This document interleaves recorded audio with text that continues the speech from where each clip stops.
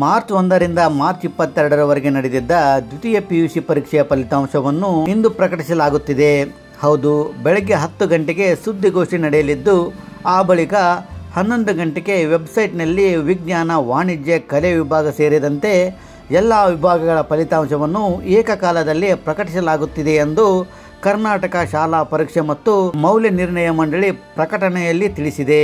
ಹೌದು, ಈ ಫಲಿತಾಂಶವನ್ನು ನೋಡಲು ವಿದ್ಯಾರ್ಥಿಗಳು KARESULTS.nic.in ಅಥವಾ PUV.KAR.nic ಈ ಅಧಿಕೃತ ವೆಬ್ಸೈಟ್ ನಲ್ಲಿ ಬೆಳಗ್ಗೆ 11 ಗಂಟೆಯ ನಂತರ ವೀಕ್ಷಿಸಬಹುದು. ಈ ಬಾರಿ 2024ರ ದ್ವಿತೀಯ ಪಿಯುಸಿ ಪರೀಕ್ಷೆಗೆ 6,09,000 ವಿದ್ಯಾರ್ಥಿಗಳು ಹಾಜರಾಗಿದ್ದರು ಎಂದು ಅಂದಾಜಿಸಲಾಗಿದೆ. ಅದರಲ್ಲಿ 3.3 ಲಕ್ಷ ವಿದ್ಯಾರ್ಥಿಗಳಾಗಿದ್ದು 3.6 ಲಕ್ಷ ವಿದ್ಯಾರ್ಥಿನಿಯರು ಭಾಗವಹಿಸಿದ್ದರು ಅಂತ ಹೇಳಲಾಗುತ್ತಿದೆ.